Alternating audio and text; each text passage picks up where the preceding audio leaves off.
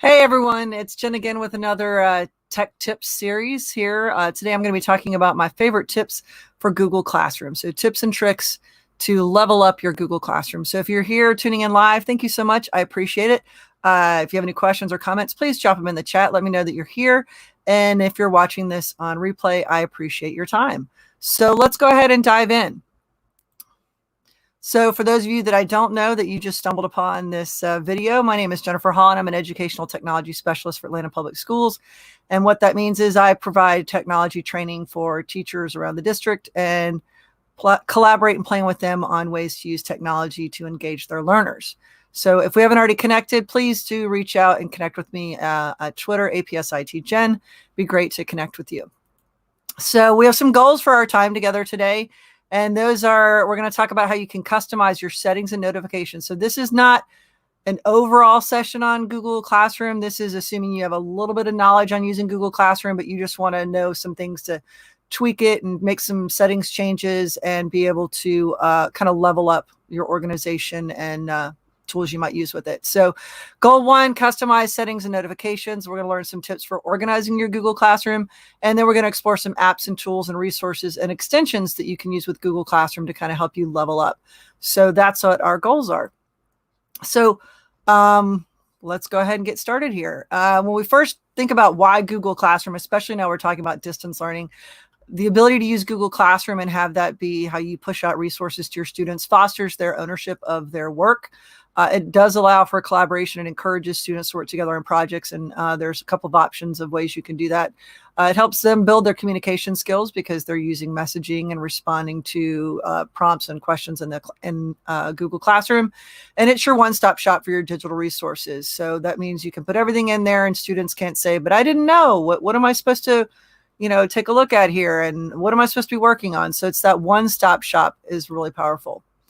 Ways that it can be used, obviously, for distance learning is, it's helped you organize those units and assignments, allows for you to provide that timely student response and teacher feedback.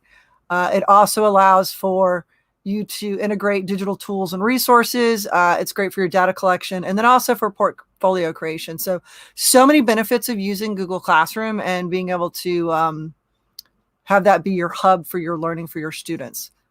Now, in order to use Google Classroom, you need to be a Google for Education district because Google Classroom cannot be used with student learners under the age of 18 unless you are using it inside of a Google domain.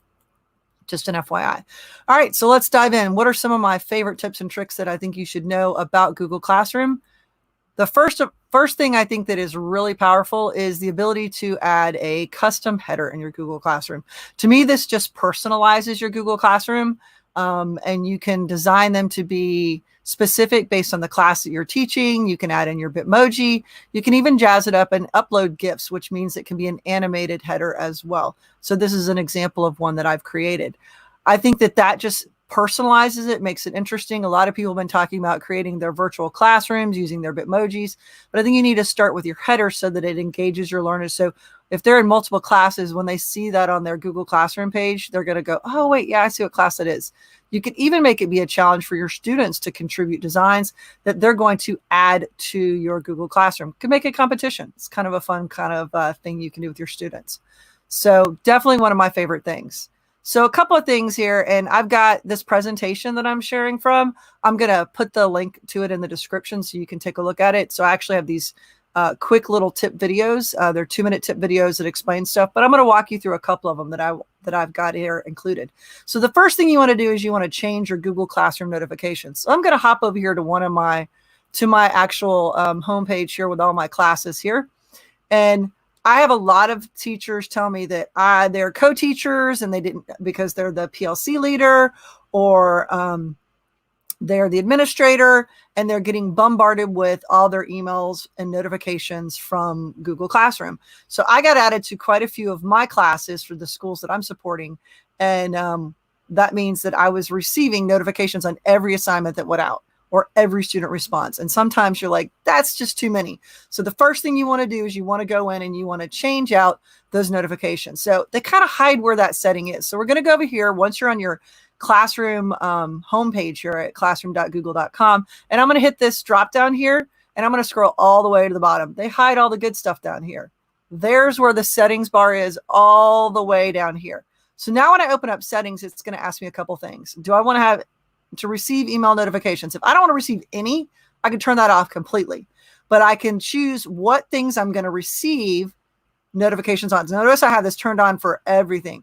But let's drill down here a little bit more. Hiding down here where it says class notifications, I can go down and drill down to which classes I want to receive notifications. So notice I turned off some of them that I didn't want to hear from. I can go in here and say, all right, I don't want to hear from, I've got a class that I've got starting tomorrow, and I don't want to hear any notifications after I teach the class tomorrow. I could turn that off. So that's where that is. So just to reiterate, we go in here to that settings section. We went into our main classes page. We clicked on this, the skinny hamburger, the pancake stack, whatever you want to call it. And we're going to scroll all the way down here past all the classes you have. Got to go all the way down there, and you're going to select that settings option. Drill down. You can turn it off completely, or you can go down here and say which class you don't want to get notifications for. So that is tip number one. You want to make sure that you do that. Okay. So definitely change those settings right there. Okay. Our next tip is how to streamline your Google Classroom stream. So by default, when you join a Google Classroom, the first thing you see is the stream as a student. And so even as a teacher, and students can get really confused because everything you post shows up on the stream and they don't know what to do and what order to go. So I'm going to go ahead and show you here an example of one of my classes. So I'm going to go back here and we're going to hop into my Grady one. So the first thing you see is stream. So if I go to the stream and I don't know what's going on, you'll see all of the stuff I have posted. I've been busy this summer. All of the things during distance learning, I was posting stuff pretty much every day with resources for teachers.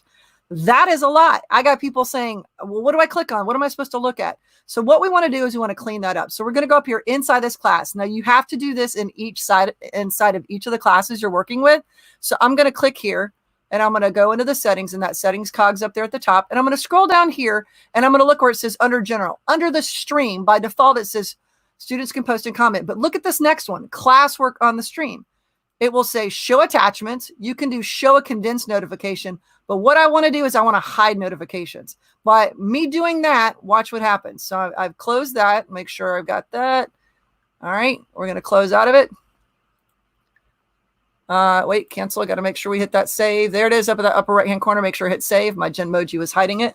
There we go. So I'm going to hit save. So now when I go back, look what's only on there. Just announcements. So that means these are things that I have purposely placed on the stream. So if you're doing announcements on the stream, kids will know anything that is here. I need you to read that because it's kind of informational. Okay. So now we've cleaned up our stream. Definitely one of the things you want to do. But the one thing I got to point out is you've got to do that in each one of your classes. There's not a global setting for that right now. Okay. Very cool. Mr. Wallace says he never knew that. That is like super cool. Definitely great things you want to do about the notifications as well as cleaning up your stream. All right. So let's take a look here at my next tip. The next thing is that now Google Meet has been integrated into Google Classroom. So for my APS teachers, when we moved to digital, distance learning days, we were using Google Classroom. We were using Google Meet. The teachers were struggling with, I made a Google Meet link and where do they go? I don't know where it is and all that good stuff.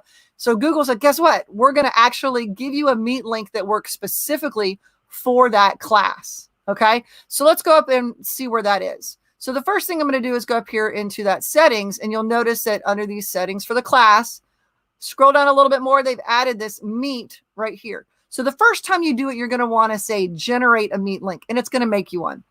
And I had already done it for this class, but what I can do is I can copy this or I can reset it because maybe some reason some kid gave it out.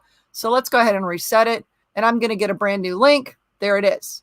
Now, the other thing is I can turn on whether or not this is visible to students. So when I turn that on, we're going to go up here and hit that save button, hiding behind Genmoji.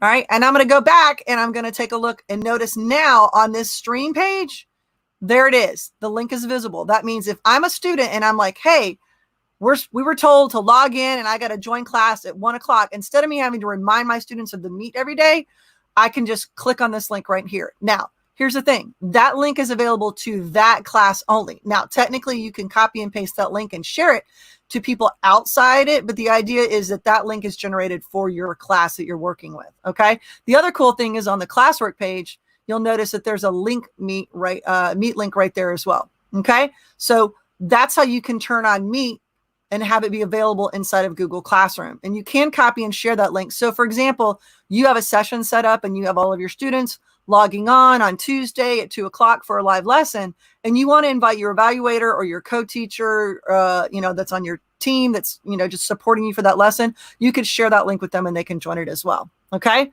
So that was my next other favorite tip that really helps you streamline it. Okay. So those are like things and settings that you want to turn on inside of your Google Classroom. So now let's take a look at some other things. And this right here are some things to organize the Classwork page, because I have teachers, and I love my teachers. They go in and they just start adding assignments, and literally they don't organize them in a way that you can tell what's going on. Okay, so what I'm going to show you is some of my favorite ways to organize your Google Classroom. So let's take a look at this one that I've created, and this is for a session that I'm going to be doing tomorrow. Okay, so this session here is all about Google Classroom. So I'm showing you my class that's on Google Classroom. And if you're an APS educator and you signed up for the middle school class session tomorrow, you're getting a sneak peek here. So I've created mine. Look at this. I got my specialized header here, makes it a little more inviting. And I'm going to go ahead and jump into the Classwork section here. So I'm going to click on this Classwork section. And you'll notice that the first section that I have is called Today. And you might be wondering, well, why is it called Today? The benefit of having a Today section is this is like your whiteboard in your classroom. Old school, you used to go up and you'd write, here's our agenda. We're going to do 1, 2, 3, 4, 5, 6, and this stuff for today. So the first topic you want to create is today, in my opinion. Or you could call it agenda. So you would make it a topic and you would call it today or agenda. And you want that to live at the top. And the advantage of that is that means when I first go to the Classwork page, I know that this is the stuff I need to take a look at. You'll also notice that I used some cool things here. I added in emojis to make my title stand out. And I also used a cool font link, and I'm going to show you guys that in a minute. So you'll notice, I've got this calendar. It makes it stand out. My text pops a little bit. And for every assignment I've included in here, I've also used emojis to kind of help it differentiate. And the nice thing is that I can reorganize this by just dragging and dropping it. So once I'm done after today, I can move it down to its correct section. So I've got a couple other sections here I've organized. So I've got it by apps and tools. I've also got a template section, a Chrome extension section. So for you, it might be organized by week. It might be organized by topic. It might be organized by task. So you can choose to organize it however you want. But it's something that it's very important that you do that, because now we can see all of those elements and I can organize and drag and drop it a little bit easier. So let's take a look here. So for this example over here, I've got all of these sections. There's my today. I've got my today. I've got a tutorial section. I've got my apps and so forth. So this right here is my new trick here. And I think this is really cool. Let's take a look. So I was meeting with one of my teachers who she said, okay, I have my, I have a tutorial section time each day, and the kids can not every day, but once a week. And they couldn't figure out where in the world the tutorial time was and if it changed, because let's be honest, our students don't necessarily click and look at all of the information in a post. So we talked about it and I came up with this idea, and this was a solution solver for her. We made a topic and we called it tutorial. So this tutorial topic here, which I dragged down to the bottom, and I'm going to move it all the way up here to the top. Bring it all the way up here to the top. So it lives at the top here. See, that's a nice thing that they've added that drag and drop. A lot of people didn't know that you could do that now. We're keep on moving. I've got so many things on here. Y'all getting that sneak peek of all the good stuff. One more section here and almost, let me drop it there. All right, we'll bring it up a little bit more, and drag it one more. Lots of stuff. There's all the assignments. We're going to be busy in class tomorrow. All right, so there's my today section. I could put this right on top. So now I've got this tutorial one.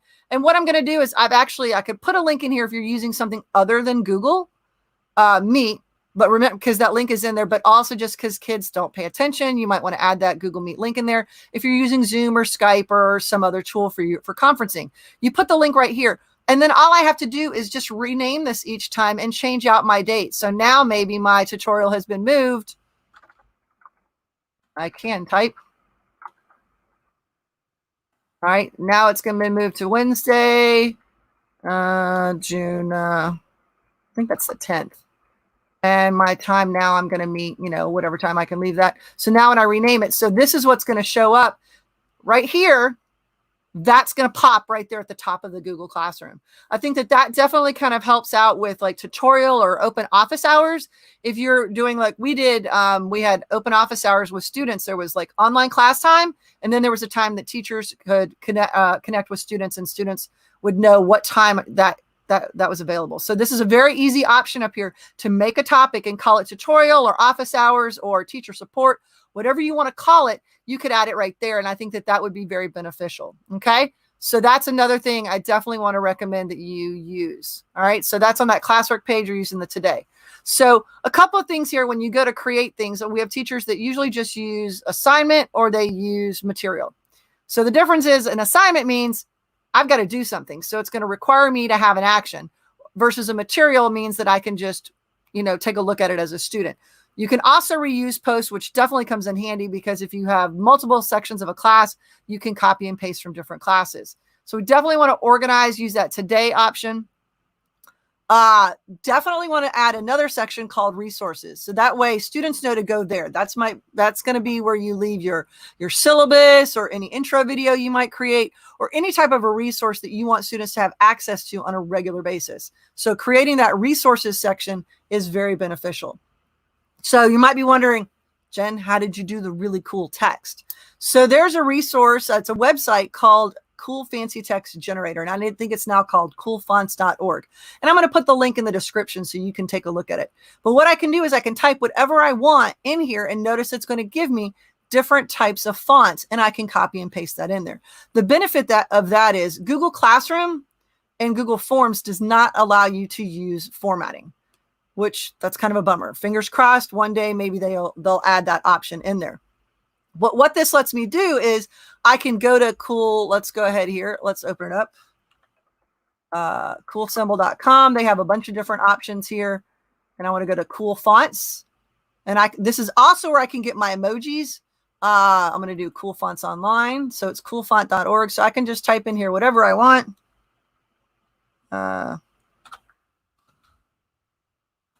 So when I type it, I'll just scroll through. There we go. I've got some italics. I got some bubbles. I got options. And all I have to do is copy that and I can paste it into the header, the title, or inside of my instructions in Google Classroom. The benefit of that is because you want to bold or italicize things, I can do that. So super easy to use. Now, the same site where the coolfont.org is also where I got my emojis. So this is where I get those cool emojis from. And let's take a look at some of those. Whoops, clicking over there. There we go. The emojis right there come in handy. They serve as bullet points. And they just kind of help students pay attention to things and steps. So, for example, I will show you one right here. I got so many things. I'll move that down to the end. There we go. Let's go to this one. So I've got tomorrow. At the end of my session, I need folks to fill out my feedback form. So here's what I did. Give me that thumbs up. That's for feedback. But if you go to the steps, look at this. I've got the emojis for the steps or the information that I need included. That comes in handy with giving instructions for step-by-step information. Also, for example, I've got all of these different emojis and it kind of helps things stand out. It comes in handy if you also come up with a key for your students so that if they see something that is a question mark, that one kind of goes without saying, look, there's a question mark.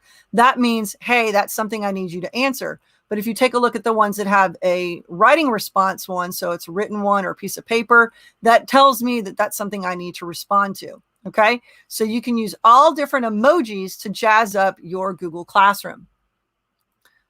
Let's see here. So there's emojis. So let's take a look at some other options here. So some extensions that I think are really powerful. So the first extension I want to talk to you about is Share to Classroom. So if you're an APS educator right here and you are logged into your Google account, your Chrome extension and your Google, your APS Google account, you should already have this pushed out to you. It lives up at the top and it looks like this. It looks like a little classroom logo. Now, if you've got it pushed out, if you don't, then you're going to want to install it. And I'll put the link in the description of this video as well. So the benefit of doing this is that I can go on any website and automatically push to my Google Classroom an assignment. Okay. So super, super cool that I can do that. Another one that I want to recommend here is Talk and Comment. And this one is a powerful extension because what it does is it lets you do voice notes. So especially if you're working with either one, younger learners, or two, diverse learners that are language learners or special ed population that just struggle with reading and they need that verbal explanation on things, you can use Talk and Comment. And what it does is it lets you use this little button over here to record a voice note, grab that link. And when I paste that link anywhere, and they use the example on Facebook, that's what the Talk and Comment example is, but using it in Google Classroom works just as well. If I paste it in there, it gives me a play button, which it's a little difficult to see right here. It gives me a play button as if I'm a student, I click on that play button, I've got a voice note and I can check out exactly what they are supposed to know for instructions. So I definitely think you should check it out. It's such a cool extension. And I'm going to put the list in there. So you might be wondering, what are some apps or tools I can use with Google Classroom that have an integration that make it easy for me to push resources to? So one of the favorite things I've got up here are Wakelet, Discovery Education, PBS Learning Media, Jamboard, Flipgrid, Adobe Spark, Quizzes, Edgenuity, so many different options of ways that you can push directly to your Google Classroom. So let's take a look. For example, inside of Discovery Education, all I have to do is click to share to Google Classroom. Anytime you see a share button, you're going to have this option and you'll see I can push to Google Classroom and I can push to other resources as well. But this means it's going to populate this and give me the option of creating an assignment, asking a question, making an announcement. Now, I will say the caveat is if you go and you push it out from Discovery Ed or another tool and you realize, oh, wait, I need to add something else because there's more than one thing that I need attached to that assignment, I would definitely suggest that you save that as a draft and then go back and add some more information as well. Okay, so you can easily share to Google Classroom from any of those tools that I mentioned, plus more. Okay, and what's really cool is you can use Google Classroom to do fun things like interactive activities like the SOS templates. So if you're not familiar with the Spotlight on Strategies, they're easy to use strategies to engage students in using digital media. Perfect for any type of digital media you're working with your students. So I've got several templates I've created and I'm going to share those with you. But what's easy is because in Google Classroom, I have the option of letting students edit one collaborative file, or I can make a copy for each student. I can easily add this out as an assignment and students can engage in those templates. Some other cool things you can do is because you've got Google Forms at the ready, you can use that now that they've added an option. And I don't know if people notice that that's what it was. If you're inside of Google Classroom, and we'll go up here and we'll say create. Now it has this quiz assignment, which means it's automatically going to generate a Google form that's connected to that assignment. So I did that earlier for this class that I'm teaching tomorrow. So let's take a look down here. I've got my survey for tools for distance learning. Look, there it is. The Google form is right there. Once it created it, I went in, I added my questions, and I was good to go. So there's so many ways that you can use those Google Forms. So you can use it for the auto-graded quizzes, but you can use it for surveys inside of Google Classroom. You can also use it for quick polls, use it for your starter and your exit ticket. So many options of using Google Forms, which is now built into your Google Classroom. But there's probably one of the underutilized question tools that I think teachers need to use a little bit more. And maybe you're using them. Give me a big yes in the chat if you already use this question feature, which I think is really cool. Now, it doesn't grade it for you, but if I choose question, I can write a question that's either a short answer or a multiple choice question. The advantage of doing that is that's going to live inside here. So I can have it be my starter. So for example, tomorrow I've already got one ready. Let's take a look at the question. We're going to edit it real quick. I've got which school or subjects do you support? And it is a short answer. That means my participants tomorrow can just answer. It's a open-ended question. And then I can literally click on that and show that live to our participants. Now, the other type of question that I think is powerful, now it does not grade it for you, but it's a great way to poll your audience, is I did this one right here. This one says, rate your knowledge or experience with Google Classroom. You got to rate yourself. Are you fundamental for 1 up to 5 for expert? And so this is a multiple choice question.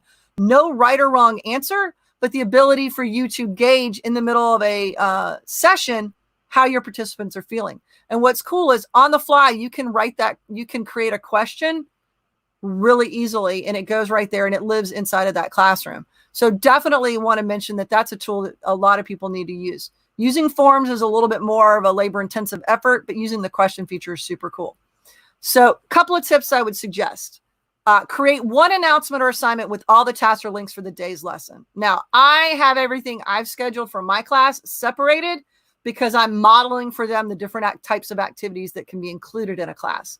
But for you, for day one, if you know that you want them to watch a video, then you want them to watch a video, you want them to respond to a prompt, you want them to do a flip grid, and you might have about 3 or 4 steps to your lesson. You want to put it in one thing. That way you just drag that down and it stays together as one thing. It's very easy for you to reorder topics and assignments. You used to have to go in and edit and change and all that. Now you can just drag and drop. Scheduling assignments is also my absolute favorite thing. So my class is ready to go tomorrow. My class time isn't until 10:30, but I have everything scheduled to go out at 8:30 in the morning so I can double check that everything is good. This is for those achieving teachers that are up late at night and you don't want students to know that you're up late at night. You can schedule them for it to come out later. And the other thing is, if we take a look at the one I've got over here, is that tomorrow, let's close that one right there. You'll notice that I've got all of these are going to be released, but these right here, I don't want people to see my quizzes and my end of the session questions until later. So you can have some things already live. Some things are live now when someone joins the class, and then the others are going to populate during our class time tomorrow. Awesome. Oh, I love this one. Miss Robinson's, I don't know if it's Mr. or Miss Robinson says, great for social emotional learning for those question check-ins. Yes, you can do a very, very easy, how are you feeling? Because what you can do now is for your answer options, use emojis, smiley faces, thumbs up, kind of like that squiggly, oh, I don't know how I'm feeling right now. Definitely a great option to use the questions feature in there and then to schedule it to come out later. Awesome. Couple other things, you can set your student permissions and that's in settings. And I'll show you guys that real quick. This is where I have a lot of teachers that say, my students like to post everything all the time.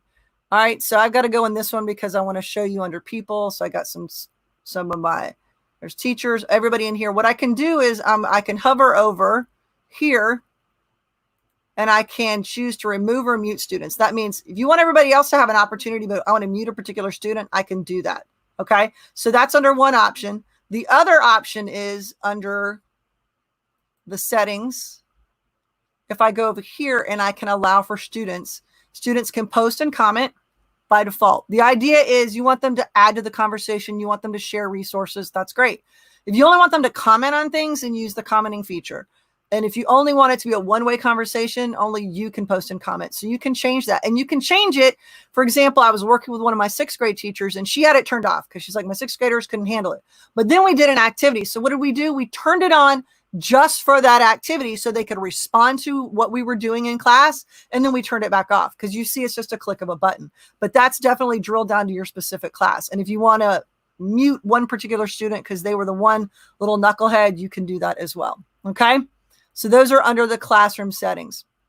The other nice feature is that you can select students and differentiate for individuals or groups. So we're going to use some power here. Well, I've got folks tuning in. We want to send positive vibes to Google. What would be awesome is if they added the feature to create groups inside of Google Classroom. Fingers crossed, one day would be awesome because it's kind of hard to know who's getting what. But you can drill down and push out an assignment to particular students. So I used to teach gifted language arts. And so I had 4 different checklists for my units in ELA. I had my level 1 for my emerging learners, my level 2, my level 3, my level 4. So I had to make sure that when I handed out those physical pieces of paper, they went to the right kids. But the thing is that then they saw, well, why does mine look different? You can differentiate undercover inside of Google Classroom by just picking certain students that you need to push out support to. You can turn on the guardian notifications or parent communication. I always advise my teachers when I'm training that don't turn that on until you've got something in class for students to be, parents to be notified about, because you really don't want to get an alert going out to your parents and it doesn't have any assignments in there. So I always tell teachers, don't turn that on until you've got some things in there for them to be notified. Parents have to opt in by you adding their email. They'll get an email. They'll confirm whether or not they're interested in getting it. And they get a weekly kind of synopsis of what's going on in class. I will tell you that also it only shows assignments and questions that have been asked, which require students to do an action. It will not show any just announcements you've made in class. Parents won't see those. Some other extensions and apps that are really cool to use, obviously, would be my first favorite is Bitmoji, because I'm always adding Bitmojis to documents I'm using, to my headers, things like that. Google Keep is great to create digital sticky notes that you can add and share those into Google Classroom as well. Screencastify is great for you to record flip lessons and for you to record video instructions as well. If you've got someone coming in here and they're like, I don't know what to do, you can use Screencastify. Now, right now, they've got Screencastify opened up, unlimited recording. You can upgrade to the Pro version to the end of June. So you could pre-record a bunch of your videos beforehand and have them ready for next year. After June 30th, then it goes back to being a 5-minute recording option for teachers. There's an editing option. It's pretty cool. Let's be honest, students aren't paying attention longer than 5 minutes anyway. So Screencastify is really cool. Kami is the option for you to upload a PDF into Google Classroom and have students annotate on it. Those are definitely some really cool tools you might want to use. Now, I want to point out, you can also level up and use Hyperdocs. And if you're not familiar with Hyperdocs, I've got some resources on that. And the other thing is to level up and mash Hyperdocs, the whole idea behind it, with Wakelet and create a self-paced lesson inside of Google Classroom. So as much as I love Google Classroom, and I love it, I use it, that's how I use it for training for teachers, and I model it for them, and I think it's great, it's powerful, lots of options. What I would suggest is that you could use a Wakelet. And if you're not familiar with Wakelet, I just did a session on it. I'll put a link in the description for that video, and you can take a look. And I even talk about how you can use it to differentiate instruction. But the advantage of doing Wakelet is when you go and create an assignment in Google Classroom, unfortunately, once you put a link in and then you realize you had a second link, that you want the first link to be the second link, you can't rearrange them. You have to delete them and you have to add in the link again. But if you use Wakelet, you could add all your links in for an assignment and add that link into Google Classroom. So if you're not familiar with Wakelet, I definitely would check it out. This is my Hyperdoc template that I just created based on the 5E model. It's available for you to make a copy of it and modify it and use it as you might be interested in using it. So definitely check that out. So that's how you really can kind of level it up. And I did not, and I'm going to go back. I'm mad at myself. I didn't add it in there now. I'm going to go live real quick and point this out. One other tool, and I mentioned Jamboard, but if you're not familiar with Jamboard, I didn't put a screenshot in here, but we're going to go live real quick to Jamboard. If you are not familiar with Jamboard, it is a digital whiteboard tool that's available from Google that allows you to put in a collaborative document. So I've got one right here. This is what we're going to be doing. Purpose of assessment. We were playing around with this. I participated in an activity where we got to answer the question, what is the purpose of assessment? So this is another way to level up. You push out a Jamboard activity. And if you're not familiar with Jamboard, I've also got information about that. I'll put the link in the description so you can check it out.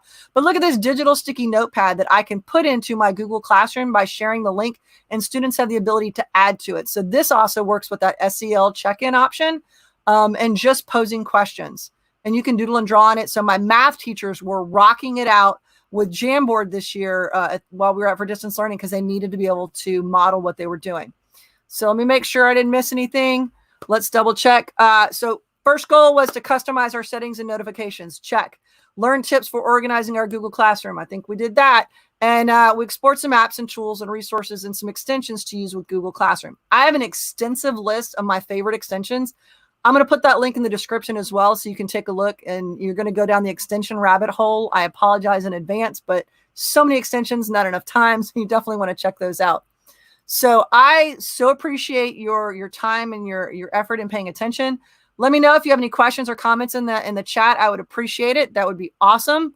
I did want to point out here, if you haven't already done so, please check out my website, techtips411.com. I've got tons of EdTech resources, tips, and lesson ideas on there. Please do that. If you're at my school, you're already getting my weekly tech tips. But if you are not at one of my assigned schools, you can sign up for my weekly tech tips that will start again in August. if you're interested in checking those out. I'm going to put all these links in the description as well as the link to this presentation. And lastly, you can check out my mobile app that has all sorts of good stuff in it, and you have it in the palm of your hand. So please check out my mobile app. There are a few more sessions. I'm glad you stumbled across this one and you're checking it out in our summer PD series. Tomorrow, I'm going to be talking about awesome assessment tools. On Friday, I'm going to talk about some of my G Suite tips and tricks. And I got 2 more weeks of sessions coming up before I start my summer vacation. I appreciate your time and attention here and tuning in for this. Hopefully you found this session beneficial. If so, please give it a like. And if you haven't already done so, please subscribe so you're notified for the next session when that's going to be. I so appreciate you guys. Thank you so much for watching, and I'll see you guys on the next one.